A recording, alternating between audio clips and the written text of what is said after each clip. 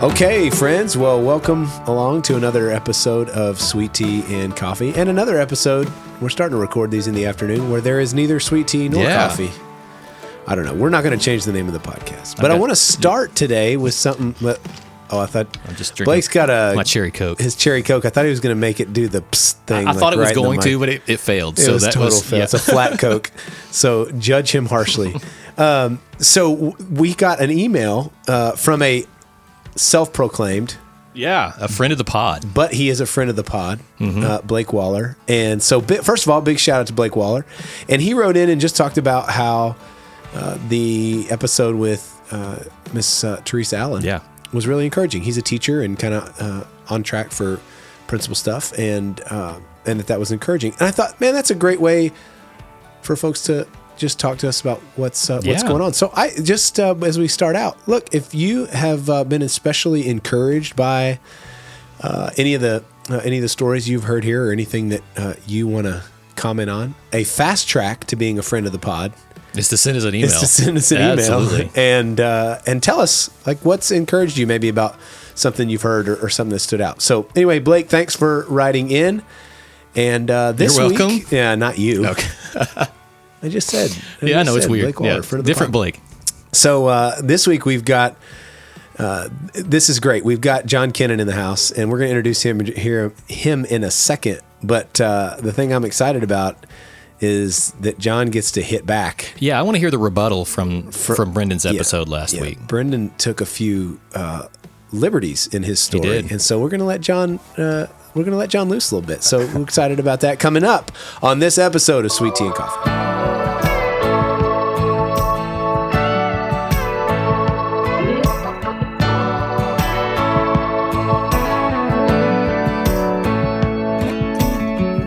Okay, so as I said, we've got John Kennon here, and lots of people probably know John from many different things, but here at the church, you know John as our bass player. So John is most often seen on Sunday mornings playing the bass, and last week you got a little introduction to John, and I'll say this is interesting, John. I think you're we have a few characters that show up on the pod pretty often. They just get brought up in different stories. Yeah. Roger Russell is one of them. We just need to mention Roger every podcast if we can. And you actually have been another frequent mention in the pod. You were mentioned in the Mitch Vanya podcast. I think you've come up in Matt Murray podcast. You came up in Brendan's podcast. So, could be one of the most shouted out guys on the pod. Frequently referenced. So, but I want to give you what I think is just some proper space at the beginning of this. Last week, Brendan told us a story about you in the elevator and being an introvert. He kind of called you out a little bit. He also drew the folks' attention to moments in a worship set when things don't go right. That look at John Kennon's face, look at his reactions. Yeah. So, I just would say, is there anything just to start off that you would like to say in general about guitar players or Brendan more specifically? Hey, well, I want to start by saying, hey, notice how I didn't speak until I was properly introduced. True. Notice that? You came in at the right time. Okay. I mean, there was, other people that didn't do that. Well played. Well played. So, I am an introvert. I would call myself a high-functioning introvert. And honestly, I think, I know you two pretty well, and I would say y'all are probably in that same boat, high-functioning. Totally. Look, I'll talk to you. I'll have a conversation. I don't mind talking. I have good communication skills. I'm a teacher, so I have to communicate with people, and it's part of my job. I have to, put on a nice face and do all that. What would I rather be doing is sitting at the house. I would rather be alone, working in the yard or something like that on the tractor. So I'll wear that badge of honor, proudly. Yeah. It's a high functioning introvert. That's what we're gonna represent. I feel good about this. We're gonna pave that way. Yeah. I've been in some situations with Brendan where he's not an introvert, not at all. Which I totally get, being terrified not terrified is probably not the right word, but just like, what's he going to do? What's he going to do? Yeah. I've been around folks like that. Gun. Yeah. So that situation absolutely was true. We were in an elevator together, going up, a few floors, and this I don't remember who it was. It was a couple of people came on the elevator with us, and my instantly tensed up. What is he going to do? Because you never know. Like he very well could have launched into some sort of conversation about, these people's hopes and aspirations for their life. And, that was just not something in the moment that I was prepared to talk about or honestly be in a room with. Yeah. They got off, a floor before us, and that's absolutely what happened. I completely relaxed. I was like, oh, thank you, God, that he did not speak to those people. That is amazing. So, yeah, but like I said, that's me.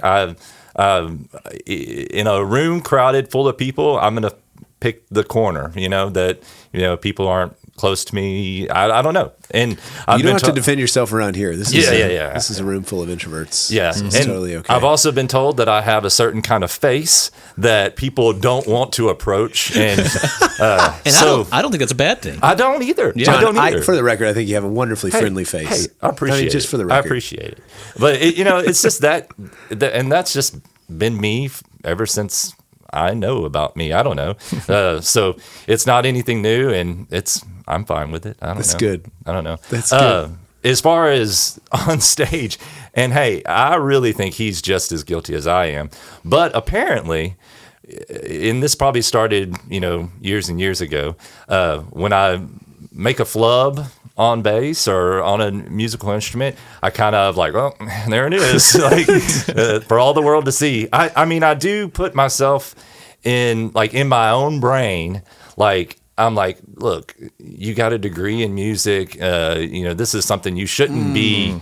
You shouldn't be messing up on. Like, could you have practiced? Absolutely, you could have practiced more. What is your problem? You shouldn't have missed that note. Like, had you brought your bass home? Did you bring your bass home? No, you didn't. Now, these are all things that you say to your students? These are things I say to my students. Like, hey, I didn't see you after school. You didn't come and get your trumpet. Why not? Oh, you were supposed to play F sharp when it was F natural? Well, you know why? You didn't practice. So, yeah, absolutely. Whenever I make those mistakes, I think, like, here's, like, a decade worth of students looking at me like, Mr. Kennon messed up, so that's what's on your face. That's what's on my face. I love that. This is way more complicated than anybody ever expected. I'm telling you. Yeah. That's it. But see, I think that's probably part of introvert. Like, you overthink things. You sit there and, you play through scenarios in your brain and you're like, everybody saw that, everybody saw that, everybody saw that, everybody saw that. And I don't know. It's just what I live with. Well, so from somebody that doesn't know anything about music, here's what I do.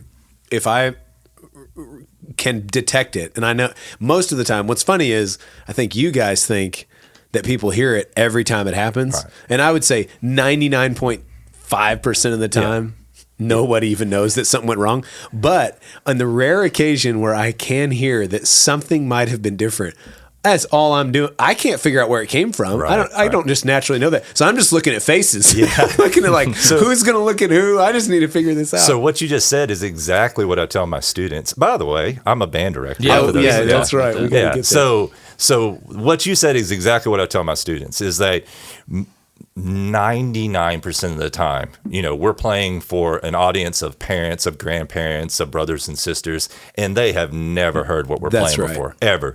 So if you mess up, I tell them just play confident. Like, don't make a face. Don't put your horn down. Don't just slam it. Yeah. Oh, that happens. It's like they'll hang their head in shame. Like, oh my gosh. It's like I'm thinking, yes, you should be ashamed, but honestly, the audience, they don't know. They've never heard this song before. So yeah, I mean that's absolutely what you said. That's funny. That's funny. Well, tell us. Okay, so we kind of jumped in. We've never had combat on the podcast before, so this is our first time. I mean, we kind of orchestrated it. I think we did it. We facilitated the fight. Yeah. Okay. But so we're out of that business now. But John, you're a band director, and you live here in Nacogdoches with your family. Tell us a little bit about how you got here. How did music become part of your life? How'd you get to Nacogdoches? Just kind of give us the John Kennon story. So I graduated from Hemphill. So there's a lot of Hemphill. Oh, in this there's church. a Brendan connection. Yeah. I've got a lot of connections to Brendan. That's funny. I graduated from Hemphill. My wife Lindsay graduated from Hemphill. So we met in high school. I probably noticed her before she noticed me. We started dating when I was a junior in high school. She was a senior. Okay. And she went off to college. I went off to college. I went off to college the first time and tried my best. You know, things about college is that you have to go to class in order to be successful. Shout out to Blake all Russell. my friends. I'm bringing all my They friends should write on. that down somewhere because I really don't feel like anyone told me that when I was a freshman. But whenever I went through, tried college, you know, for about 5 years or so. And then, like any man, it took a good woman to straighten me out. And about Lindsay had finished by this point. She had finished college, and she was on starting her career here in Nacogdoches. She was the deaf ed teacher at Mike Moses Middle School. Well, I mean, a little bit about her career, I guess. There's one deaf ed teacher for Nacogdoches Middle School program. So, and at the time it was housed at Mike Moses. It later moved to McMichael, and that'll actually come back and connect to me later. But anyways, so about 2005, I started at SFA, and I hadn't done music up to that point. I hadn't done anything with band. My original coming out of high school, I was a theater major at TJC, and I was a theater major for 3 semesters. Again, figured out I had to go to class. They took a scholarship away from me, so I switched over, and I was a choir major for a semester. Did a cappella choir, singing bass two. Get That's this right. man a microphone. Yeah.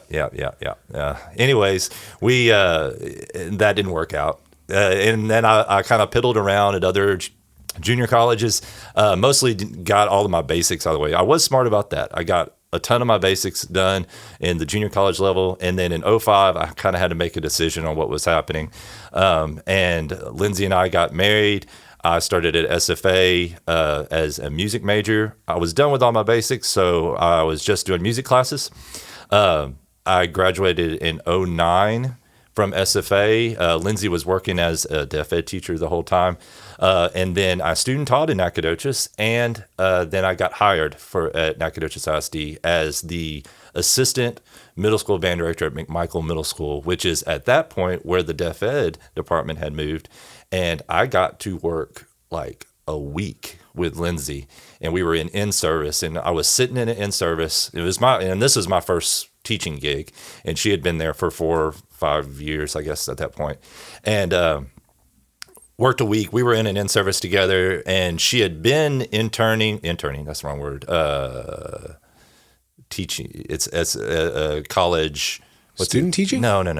Like a teaching assistant or Interim? No. Graduate This is assistant. stuff you're going to have to cut. No. Anyways. We don't cut anything, John. She'd been working at SFA part-time, and they called for their full-time job. So she got her dream job essentially at that point. I worked for NAC ISD up from that point. I did 1 year as an assistant. Then I took over that middle school the very next year, and I worked for Nacogdoches for 12, 13 years. And then here recently, I went over to Shelbyville. So I'm now the head director of bands, whatever you want to call it, at Shelbyville ISD.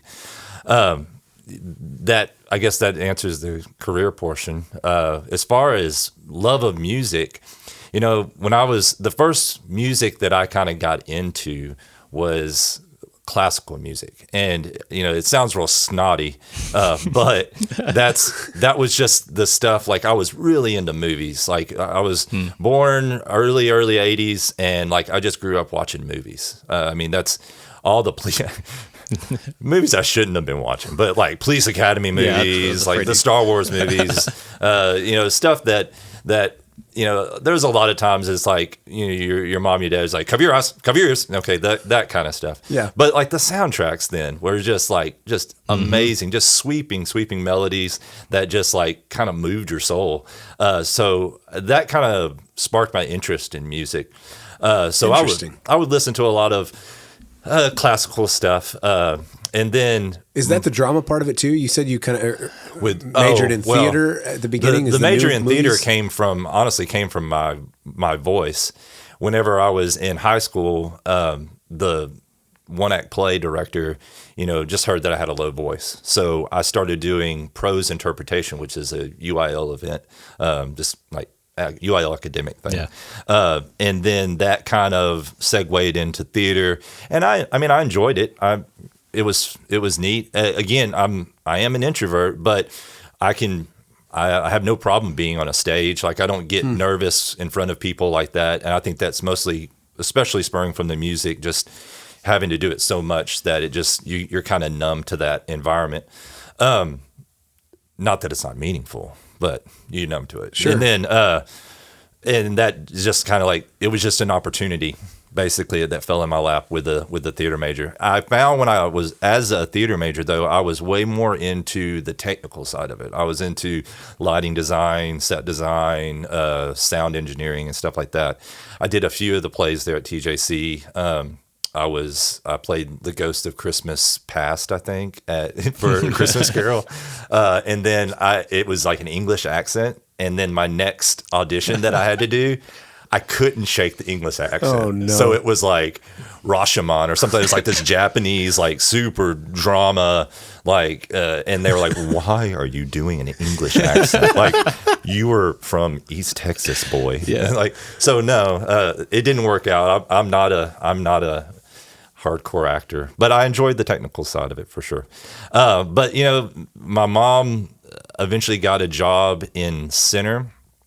As we were still living in Hemphill, and at that time CDs were coming like real popular.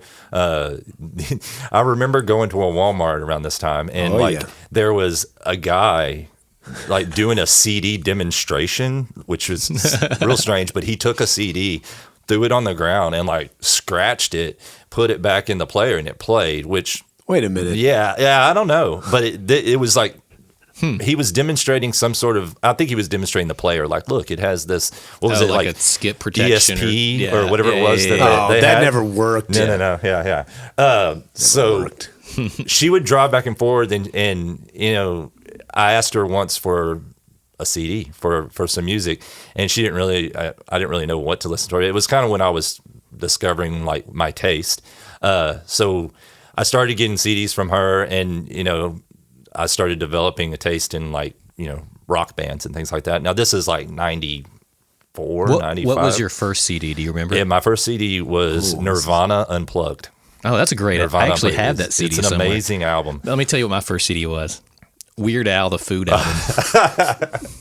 That's good. Hey, that's an eclectic Yeah. CD. No, Speechless. I kind of discovered that I was really into like early and mid 90s rock. So like Stone Temple Pilots, Nirvana, Pearl Jam. You get along great with your neighbor. Oh, yeah. Yeah, I had a neighbor that really was into that. Yeah. Yeah. Go over to Blake's house and Well, now I may you can not hear some of this. now, mind you, this was like middle school, high school, so I didn't have an opportunity to indulge in the culture of the music, Right. Which maybe your neighbor did, but Oh, yeah, he definitely did at the time. Okay. but the music I enjoyed. Anyways, and that kind of got me interested in playing those kind of instruments. And then when I was 14, my parents bought me a bass guitar. And, you know, I started playing this music that I loved, you know, Nirvana and Stone Temple Pilots. I started me and my best friend at the time started a Nirvana cover band, and we didn't play any shows. We played in his bedroom. That's what I'm telling you. It was a ton of fun. You know, I would frequently get you know, like I would be in my room playing bass guitar, standing up like I was on a stage, and my mom would walk in and she was just like, "What are you?" and just kind of walk out. So it was just, you know, that kind of stuff. Just, I don't know. I was digging it. And then when I went into college, I got more involved in like rock bands and stuff like that. Playing more, I don't know, college kind of first, you know, my first string at college was more kind of like Pink Floyd, Genesis kind of stuff. It was more kind of like atmospheric, I guess.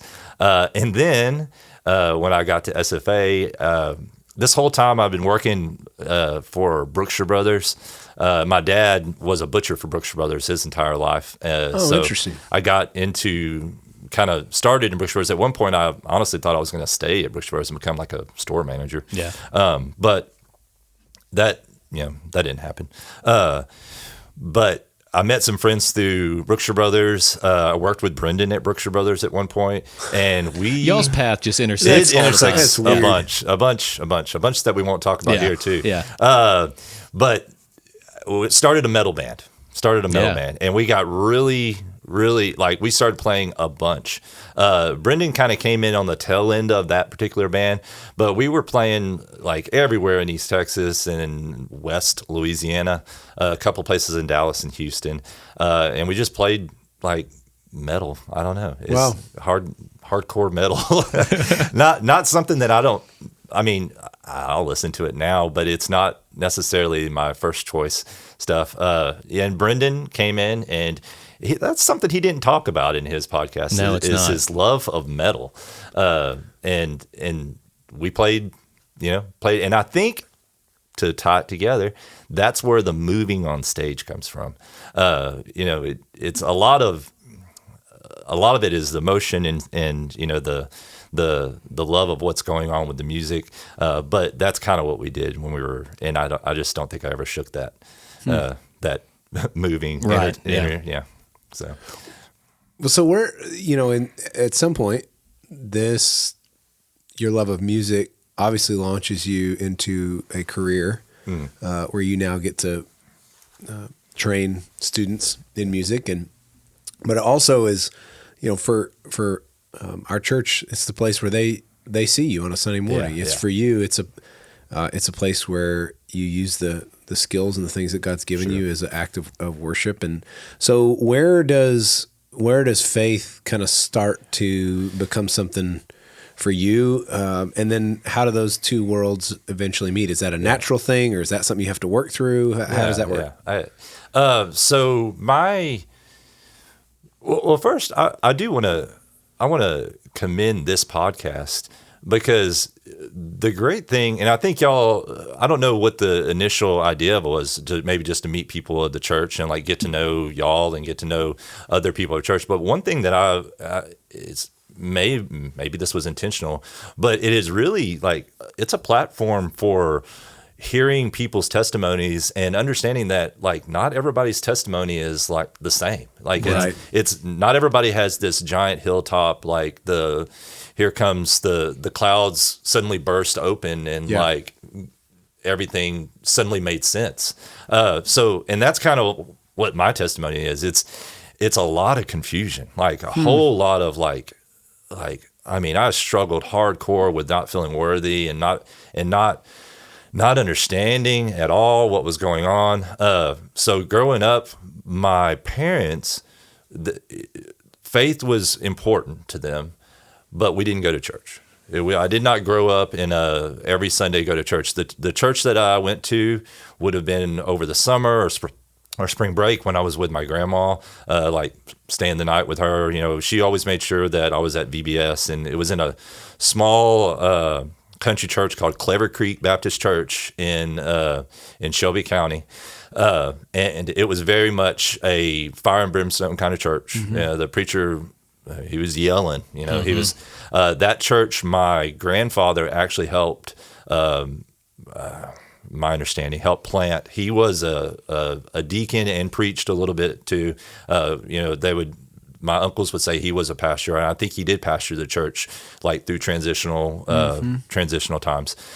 And somewhere along the lines, whenever my dad went off and made a career for himself, made a life for himself with my mom, somewhere along the way, they just got out of the habit, or dad got out of the habit. And then, so that just wasn't it was never a point where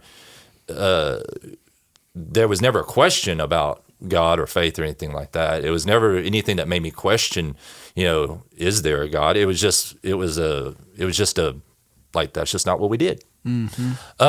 So in 1998, I want to say 99 maybe, my dad was diagnosed with pulmonary hypertension, and it's a disease. And I'm going to tell you what I was told.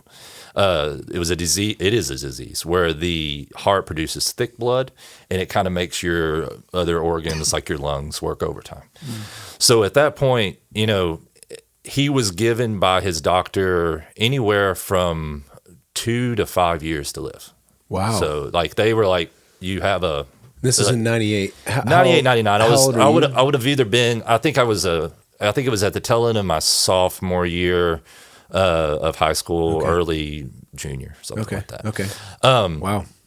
So I think being hit at that point with it, something like kind of that heavy, I got real confused at that point. I didn't have a huge foundation in spiritual teaching. So that just kind of clouded the whole situation. Went through, walked through that with my parents, and I saw really a transition with my dad from being someone who he was somebody that prided himself in work. Like working hard was absolutely what you must do. His work ethic was, it was unmatched.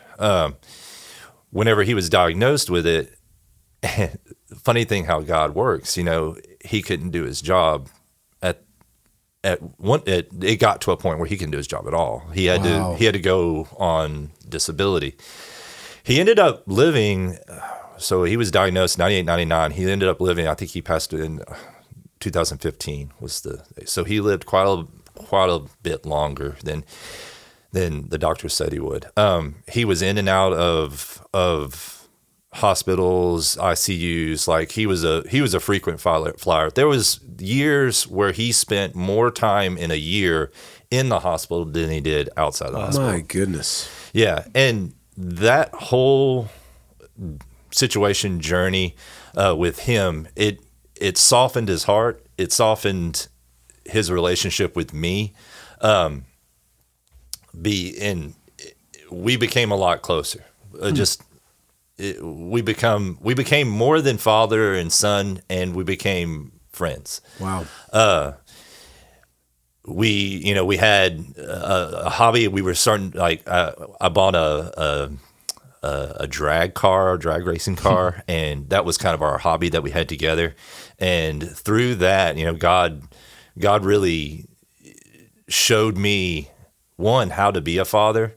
It showed me, it taught me a lot of what the principles that I live by now with my girls, and how to raise them and talk to them. Because at that point, up to that point, I was, through all the way up through high school, like there was times that I would be afraid to talk to my dad. I'd be afraid to talk to him, not because of anything other than I didn't want to disappoint him. I didn't want to say something that, if it was a hard conversation that I had to have, like, Dad, I didn't do well in this college class or something like that. It was hard to talk to him. But that whole stretch of him being sick, it really grew our relationship. So I went from being super confused, like, why are you doing this, God? Why are you taking my father away from me? Because I was a teenager. And I'm an only child. I didn't have a sibling to kind of bounce off of. Yeah. My mom is she's one of those like rock solid iron ladies. Like she does everything for herself. She doesn't need help. She doesn't want help. She takes pride in, being independent and things like that. She really handled Dad being sick really well. It was him and her, it's, when I got married and kind of moved out, they just had each other. So their relationship changed. And so going from not having much of a understanding of God and how he worked, and then something devastating happened where I was just like, man, maybe there's not a God. Maybe I don't know why he would do this to us. To really seeing God work through tragedy, through hardship. and develop me, in my spiritual journey into kind of what it is.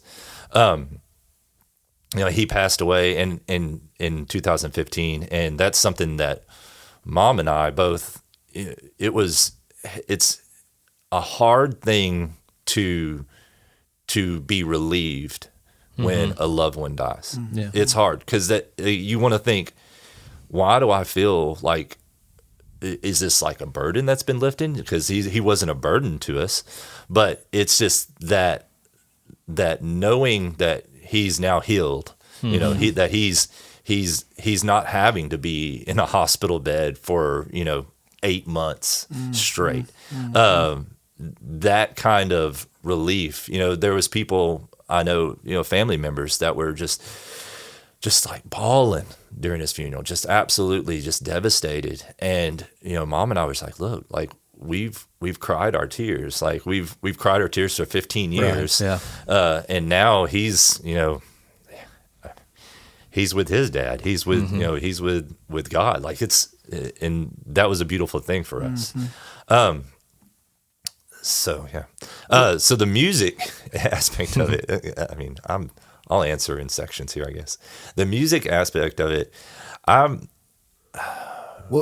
before you go there, I want to jump in back to something you said. I think just I'm really curious about. Was it you talked about kind of a transition from a lot of questions about God and lots of confusion. God, why would you do this? Yeah, and then the drastic change in y'all's relationship. Right. Was it that you began to imagine God as Father in a new way because of your dad's relationship, or was it just receiving of God's grace in the reestablishing of your relationship that caused you to kind of go, okay, God, something maybe else is going on? Well, yes, all of the above. Okay. So the softening of my dad's heart, the relationship that started to develop, like it was, to me at the time, it was supernatural. Like it was not, it was no other explanation but God. Wow. And then to couple it with an absolute amazing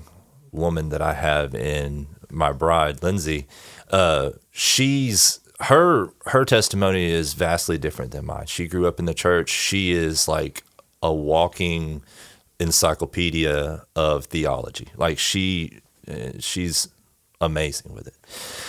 So she was there the entire way. She was there. Like I said, we met in high school. That's right, yeah. And so she was able to really talk to me about a lot of stuff and disciple. I mean, no other words, disciple me in ways that helped me understand like what God is doing and how God works, and the kind of the ins and outs of I guess how this is connected and how what's happening now develops into what could be in the future, and it's all of that, the relationship that I had with Lindsay and the situation that I was in that kind of has brought me, and then again couple that in, I guess it was 2008, I believe, we joined Fredonia Hill, and this church has been nothing but absolutely amazing, as far as the men, spiritual friends that we've made that have really stepped in and have, just, if it wasn't them having a face-to-face conversation with me about a question that I might have, it was how they are living their life. Great, leading by example. Yeah.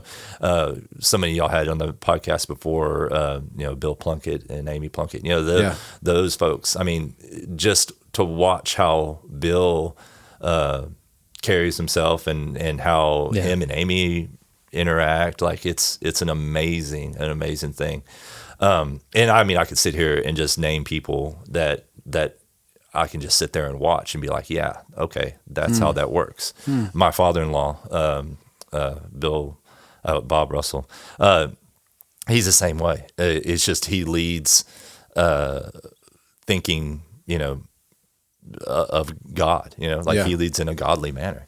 So people like that, God's put in my life, and that's really helped because, and I've explained this. I think I want to say I've said this to Brendan because Brendan has, you heard last week, he has a similar situation with his father passing away, and I've described it as when you lose your dad, it's you're sailing in the dark without a rudder. You're floating there, you're going somewhere, but you have no idea what destination is coming at you. And that sounds real dramatic, but in the simple things like, my AC broke and, what am I supposed to do? It's things like that. And I'm a handy person, but to be able to call your dad up and say, hey, man, I've got this thing and I have no idea what to do, and to not have that, it's just, that's the hardest thing. And that's the hardest thing today, like all the way up to today. Like there's times that I'm just like, wow, like he would have the answer and, what do I do? So music and my faith, a little bit, Lindsay calls me a musical elitist. Is that short for snob or like what is I it? think it is. That's just a kinder way of saying. Yeah, a kinder. I mean, that's one of her kinder words for me. No. The music to me, of all the fine arts, is the most freeing and the most beautiful. Okay. And I'm also, I'm mostly speaking, no offense to Blake here, I'm mostly speaking of instrumental music. Oh, I love instrumental music. Because in no other medium of art are you left to your own devices. Mm-hmm. In prose and poetry and songwriting, a setting is made. Okay, you're given a background about a character. You're given background about an environment, and you have words that describe rising action, a climax, falling action, and then resolution. In a painting, I mean, unless it's like super abstract, there's a setting, there's a subject. Now you get to draw a conclusion about that subject. You get to draw a conclusion about what's going on, what the artist intended to be happening, and that same thing with abstract art. But in instrumental music, that has no timeline. It has no setting. It has no agenda. It leaves you alone with your own emotion. So you can paint a picture in your head as you're listening of anything, of absolutely anything. Now, does a composer may sway you one direction or another? Yes, they do. Like a good composer understands that minor chords are going to be a little sadder and they're going to be a little more somber than a major chord. Or if you're listening to, let's say, Eastern music with Asian music, that's not PC. Music from You're Asia. going to hear, music from Asia. Yeah. You're going to hear certain scales being used that automatically you think, oh, this is, from China. This is from Japan. But for the most part, music it's just raw emotion, and it's your emotion. Mm-hmm. It's not anybody else's emotion. You look at, to be real topical, you look at music from the Russian Revolution, and it's absolute raw. It's angry. It's aggressive. Yeah. It's like, we have a problem, and I'm going to write a song, and there it is. Yeah. But you as the listener, you're listening to it, and you put that in your own life and into your own, and into your own words. And a song that means this to me may mean something totally different to someone else. And I think that's just beautiful. Yeah. I think that's just absolutely just entrancing. It's something that never gets old. You can listen to a piece of instrumental music, whether it be classical or modern, whether it just be like an acoustic guitar playing, and you can have a different experience almost every time you listen to it. Wow. So whenever I'm worshiping, and honestly, when I listen to music on the radio, very rarely do I even listen to lyrics. Like, I'm the absolute world's worst with worship band, and Blake will put these songs out. Like, we're playing, see, I can't even name one of the songs. Greater Things. That's a name, right? Great Things. Great Things. Yeah. There we go. I could not tell you a single word in that song. A single word at all. And or the title. Or the title of the song. Yeah. Great I Am. I know that one. That's one of Lindsay's favorites. But once I hear the melody, I'm like, yes, there it is.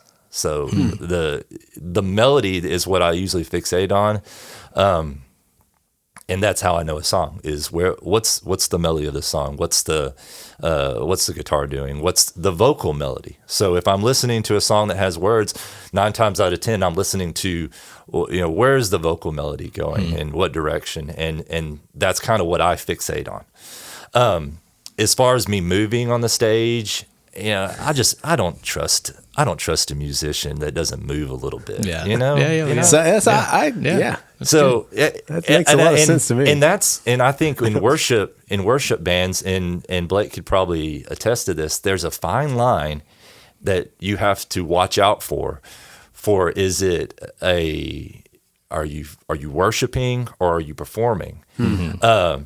And that's something, I get kind of self-conscious about whenever someone makes a comment like, oh, he's moving on the stage. It really gets into it, things like that. Or I sit down next to my daughter and she puts a note on my leg that says, I liked your dance moves. It's like, how about you like the worship music? I think it's interesting though, because it really depends on the condition of the heart. I mean, I think that's what it boils down to, Yeah.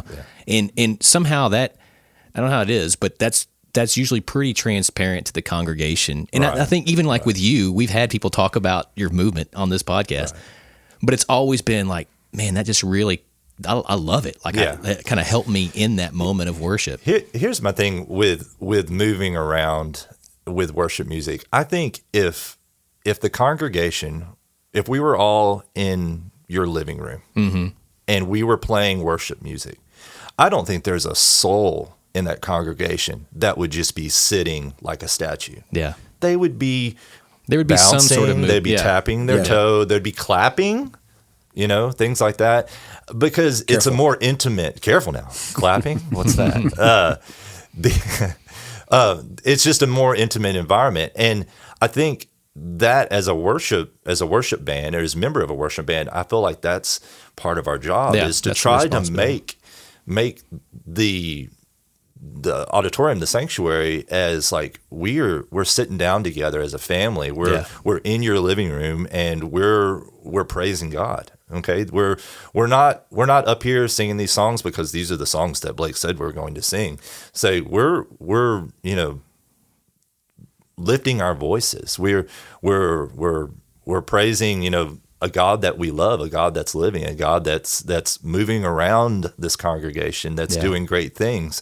Hey, great things. That's a song.